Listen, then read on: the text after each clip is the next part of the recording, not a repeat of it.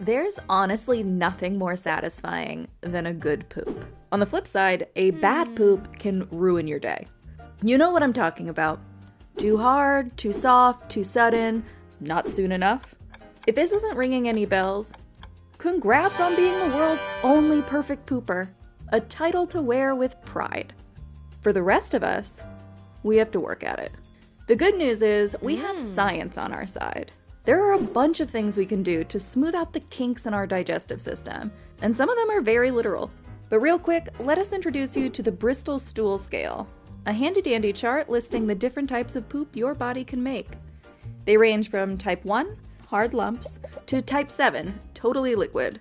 When it comes to number 2, you actually want to be a type 3 or 4. Anything before indicates constipation. Anything after gets closer to diarrhea. Depending on where you land on the scale, there are a number of things you can do to get that coveted smooth snake. Let's start with short-term solutions. Mooing like a cow or making a similar noise if you aren't feeling particularly bovine can help reduce straining. You'll want to lean forward with your elbows on your knees while you do it. The idea is to open up your belly and get yourself in a more efficient pooping position. You see, sitting toilets were designed all wrong.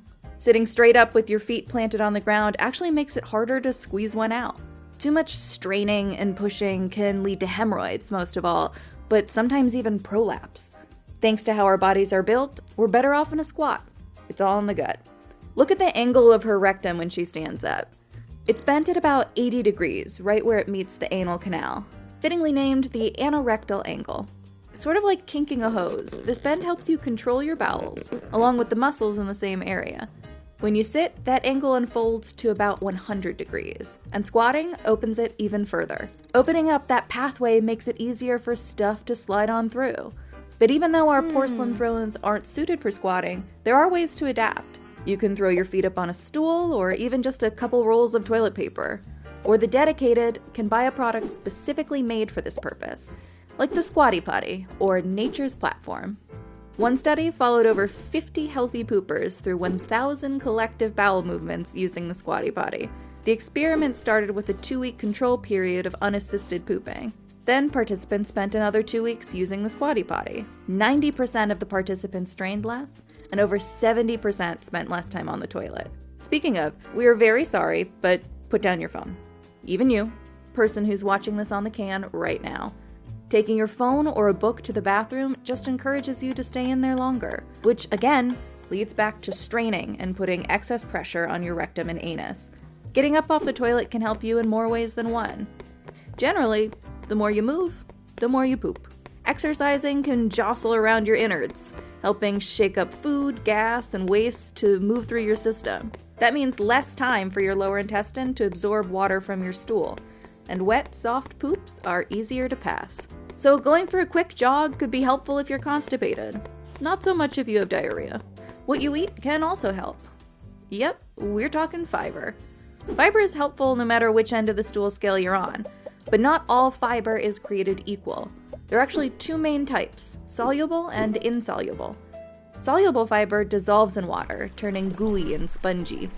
It comes from things like fruit flesh, root vegetables, and cooked grains. This stuff takes its time sliding through your digestive tract, which helps regulate movements. You want to start introducing this type of fiber to your diet if you're hovering around a type 6 or 7. Insoluble fiber, on the other hand, mostly keeps its shape when wet. This fiber from fruit skins, leafy greens, and the outer layer of most whole grains adds to the bulk of the stool. It puts pressure on your colon walls and stimulates movement. So this is what you're looking for to fix a type 1 or 2.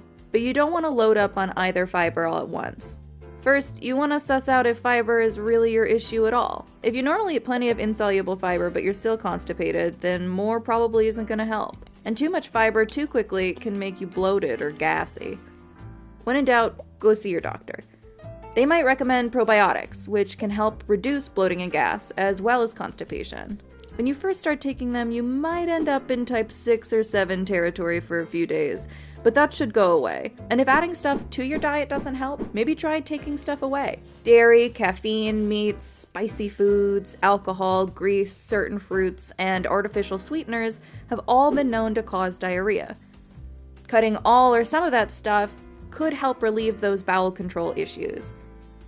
Keeping a food diary to find connections between snacks and symptoms is also recommended. And that way, you don't have to give up on all the good stuff at once. If you're not the world's only perfect pooper, taking the perfect poop isn't always easy. But it should never be as hard as a type 1. With these tips and tricks in your back pocket, you are well on your way to the throne.